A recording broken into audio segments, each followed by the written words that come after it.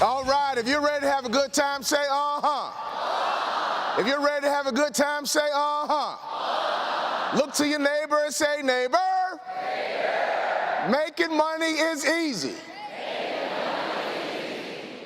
Look to your other neighbor and say, neighbor, my other neighbor needs a Tic Tac. All right, you guys heard my wonderful introduction. If you're an NBA fan, raise your hand. All right, so I feel at home. So if you've seen all my highlights on SportsCenter, raise your hand. If you've seen all of my commercials, raise your hand. If you have never heard of me before in your life as an NBA player, raise your hand. All right, let's get right down to business. When people talk about professional sports, they only talk about the superstars. So when we do talk about the NBA, who do we always talk about? Kobe Bryant, LeBron James, Michael Jordan. When we talk about the NFL, who do we talk about? Drew Brees. When we talk about golf, who do we talk about? We talk about one person. Now, when you get back home, I want you to do a search of your favorite teams and look at their rosters the last 10 years. And here's what you'll find. While everyone else focuses on the superstars, there's only a handful of them. They're an ultra-small minority group. Here's the truth. Professional sports are really made up of guys like me. So what I want to do today is tell you my story, but most importantly, give you some information that can help you build your business. How about that? I believe making money is easy. When I left the NBA and got into business, I doubled my NBA income in 3 years. So Advocare, I want you to get ready. I want you to sit back and buckle up because we're going for a ride. How about that? But before I get started, I need some attitude. So if you want to have a good time, say uh-huh. If you're ready to have a good time, say uh-huh. You guys are ready. Here's your typical NBA story. You guys all heard it before. Young black man grows up in the rough and tough inner city, the ghetto, the projects. He plays his way out the ghetto into the NBA and breaks the curse of poverty forever, only to go broke again.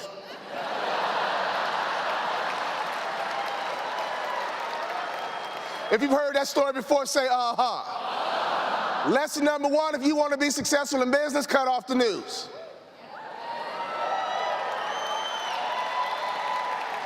Here's what I know.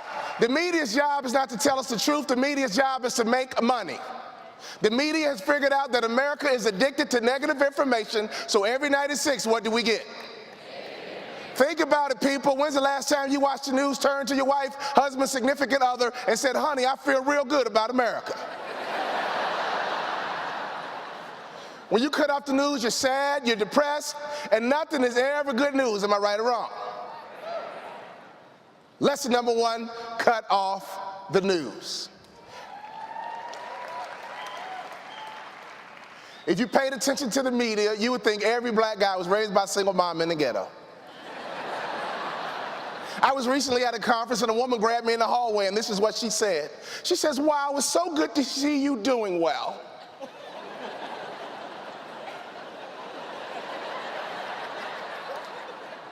She said, I thought all athletes struggled when they were done playing sports. I said, miss, you only hear about the athletes who struggle. I doubled my NBA income in business. Really? Yeah, really. Lesson number one, cut off the news. I'm gonna tell you my story this morning, this afternoon, and I promise you, you've never heard my story before in your life. Here it goes. I grew up in the rough and tough inner cities of Chicago. And I had a rough childhood, and here's why. My father was 6'6", 240 pounds. My father said what he meant, and he meant every single word he said. We live in what I call the timeout generation. All of a sudden, we've been reading books and watching Oprah. We got a new way to raise kids. I see parents all over America counting.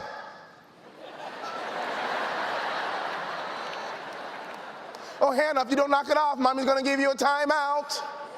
I'm gonna count to 3, and if you don't have your fanny in that seat, I'm gonna give you a timeout. 1, 2, 2.5. You know what I realized? Timeouts have been around for a long, long time. My daddy gave timeouts. His timeouts were different. My daddy was a country boy from Tennessee, moved to Chicago to raise his family. Now, don't get the wrong idea. My daddy didn't freak out about little stuff, but when we had it coming to us, we had it coming to us. My sister never got in trouble. It was always my brother and I. My mother would say this: wait until your father gets home. You guys remember that? Man, that was cruel because you couldn't enjoy the rest of your day, could you? Because you knew when daddy got home, it was on.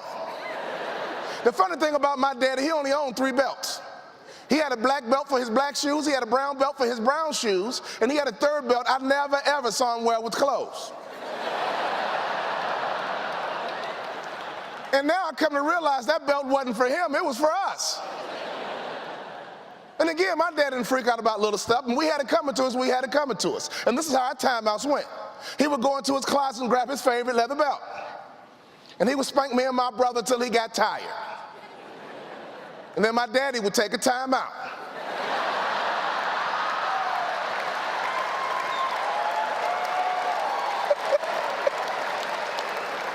Honey, by the time I was 12 or 13, he could just look at us and we straighten up. It got so bad, I would say, Dad, I'm gonna spank myself this time. Don't even worry about it.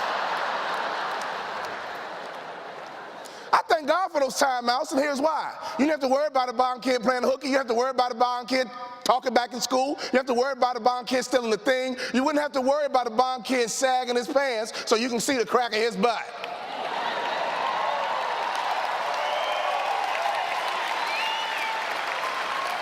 Now, don't get me wrong. I'm not saying go home and beat your kids. Because some of you guys are looking at me and say, yeah, I can't wait to get home. What I do advocate is to make sure your children can hear your voice. I could always hear my daddy's voice. You have children, you have grandchildren. Can your children and grandchildren hear your voice?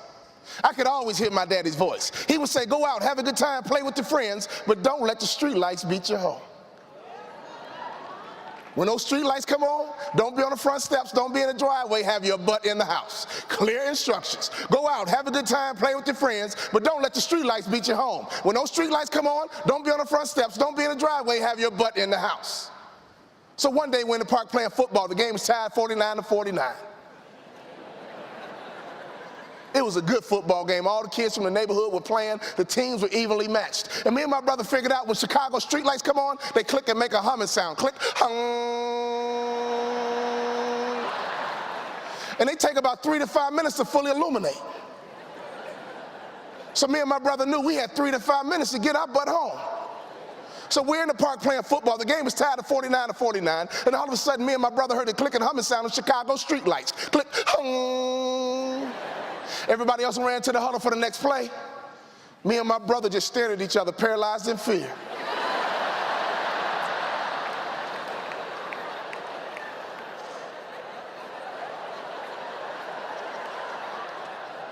And every single time, one of my friends, I can't remember if it was Pookie or Ray Ray.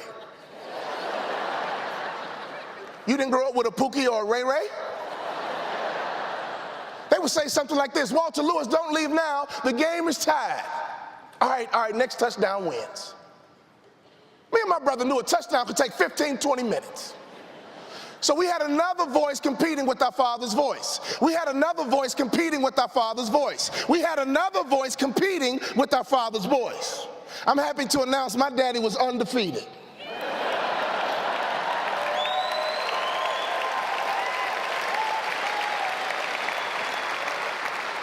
Can your children hear your voice? Here's why it's important, because when they go to school, their peers are talking in the lunch line. They're talking on the school bus. They're talking at lunchtime. They're talking at recess, installing their value system into your children.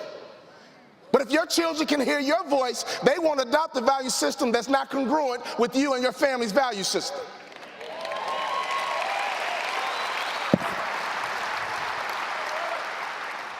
I could always hear my daddy's voice. My daddy was a 6'6", 240-pound high school principal who said what he meant and meant what he said. I was not raised by a single mom. I didn't play my way out the ghetto. I was going to college anyway. If I needed some money, I would say, yo, Pops, I need some money. My daddy drove Lincoln Continentals as long as this stage.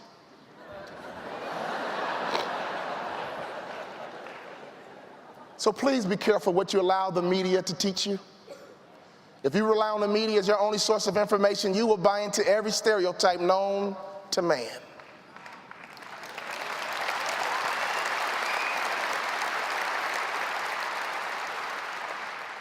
Here's where my life got tricky. I remember the first day of high school. My mother dressed me up in a nice outfit, and I walked in the first day of school just like this.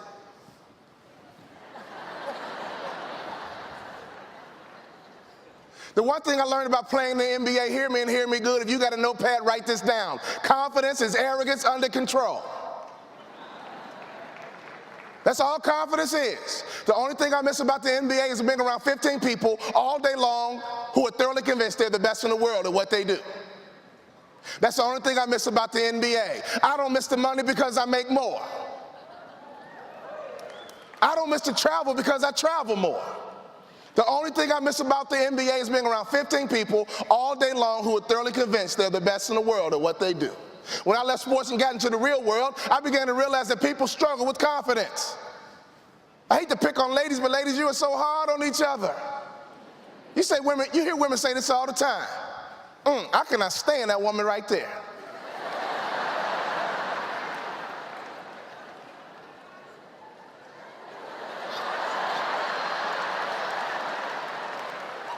Oh, she gets on my nerves. I mean, she thinks she's all that. Ladies, you know I'm telling the truth. In fact, help me finish this statement. Who does she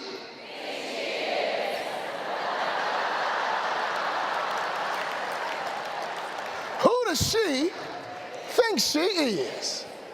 Well, let me help you out. Michael Jordan knew who he was. LeBron James knows who he is. See, the only way someone's confidence can offend or annoy you is if you struggle with your own confidence. Confident people don't bother me. Confident people don't offend me. I love confident people, but this is what you should be careful of. Don't you ever cross that line into arrogance. Because arrogant people stop growing, arrogant people stop developing, because arrogant people think they have arrived. Be as confident as you can be without crossing the line into arrogance. So I walked into high school the first day of school full of confidence until I passed the principal's office, and he was 6'6", 240 pounds. Everybody else called him Mr. Bond, but I called him Dad. That was the longest day of my life. I went to the lunchroom and ate lunch all by myself. I could hear my classmates whisper, "That's the principal's son. That's the principal's son." Where? Right there. I couldn't wait to get home. I made up my mind, when I get home, I'm going to throw a pity party. You guys don't know me that well, but when I party, I know how to party. I'm the only motivational speaker that you will ever meet that will advocate a pity party. I came home that first day of school, closed my bedroom door, and I brought out my boombox. I'm 43. The technology of my time was a boombox. If you had a boombox in high school, you were cool. Now I know we have some older people here and you look confused. Raise your hands if you played records in high school. 33s, 45s, 78s. Raise both hands if you had an 8-track tape player in high school. Some of you guys used to crank your music, didn't you? I got home that first day of school, closed my bedroom door, and I brought my boombox out, and I invited Lionel Richie to my pity party.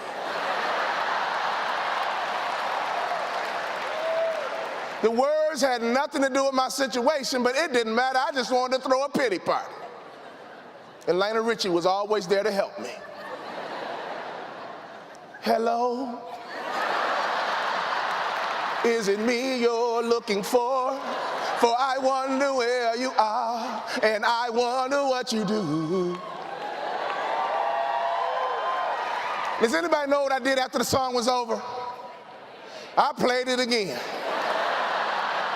I played that song over and over and over again, over and over and over again, over and over and over again. And that's what a pity party is when you have an undisciplined mind and you meditate on the wrong thing over and over and over again, over and over and over again. There you are, Mr. and Mrs. Advocate. You go on a sales call, and all of a sudden this couple who you knew were perfect for the business, they turned you down, and you went home and threw a pity party. I don't like the feeling of rejection. I don't like the feeling of being rejected.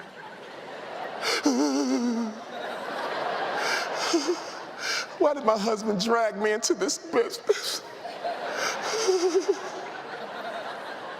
Here's what I know about life. I give you 3 days to throw a pity party, and that's it. If you're going to throw a pity party, I give you 3 days, and that's it. And after 3 days, you cut off your boombox, your 8-track tape, your record player, your iPod, your MP3, and you come up with a plan. I threw me a good old pity party, and after 3 days, I cut off my boombox, and I came up with a plan. I'm going back to high school. I'll be starting a baseball team, basketball team, football team, president of the journalism club, and my classmates will vote me most likely to succeed.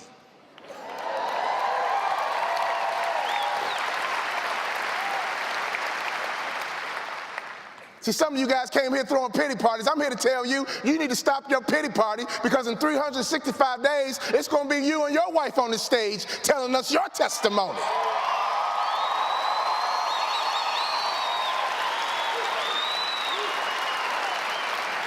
By the time I graduated from high school, I was star of the baseball team, basketball team, football team, president of the journalism club, and my classmates voted me most likely to succeed, and I heard through the grapevine all the girls thought I was cute.